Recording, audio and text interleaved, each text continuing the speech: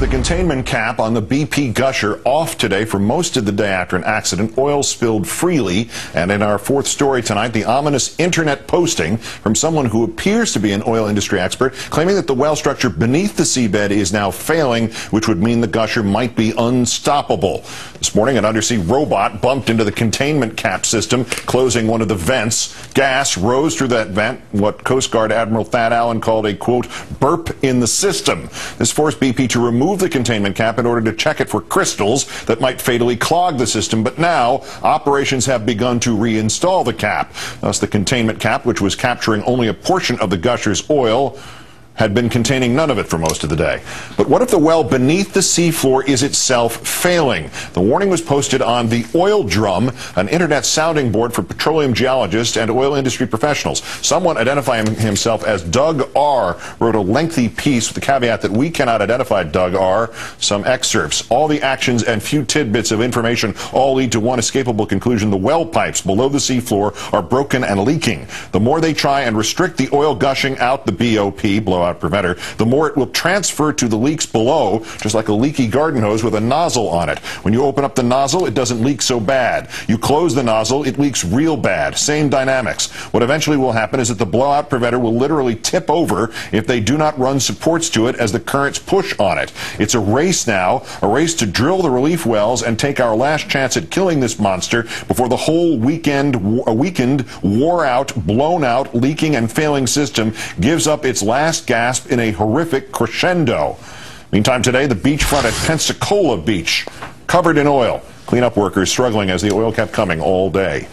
Let's bring in oil and gas industry expert Bob Kavanaugh, who recently accompanied our Kerry Sanders to the site of the Deepwater Horizon blowout. Thanks for your time tonight, Bob.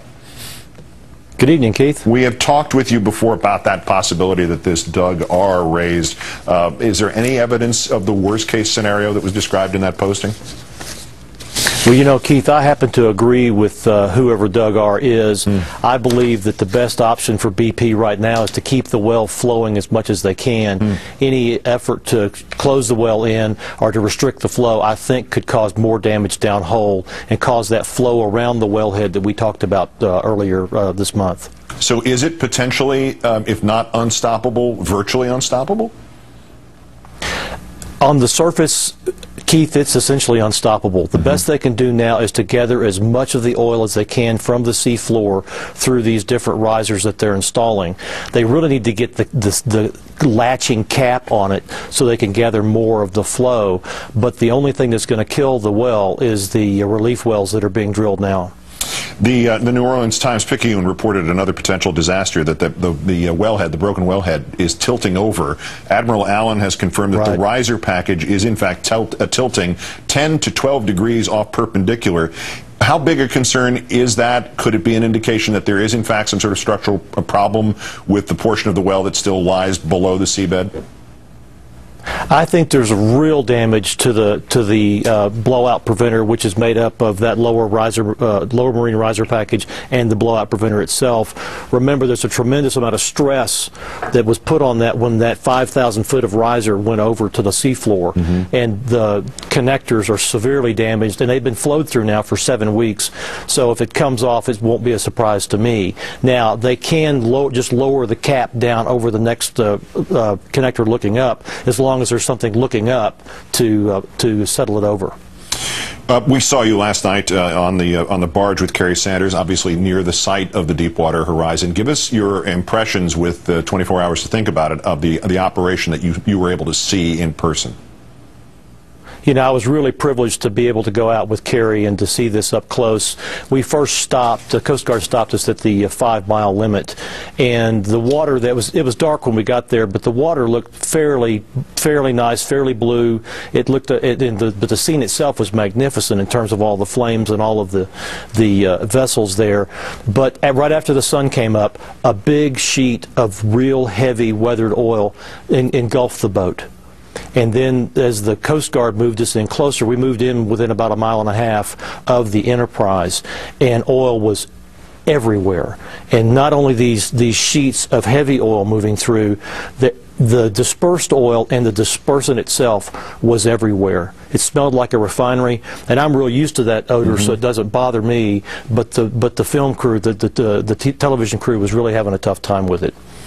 Having seen it in the flesh, is your impression of it worse than it was from a distance? Have you gotten any encouragement or disencouragement from what you saw?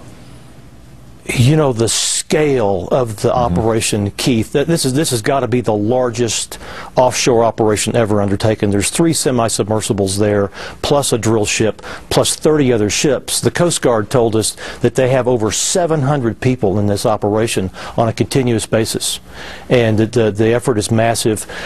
But it shows the weakness in our system, where the technology, when it works well, is wonderful. When it fails, it's just massive, and the damage is gigantic.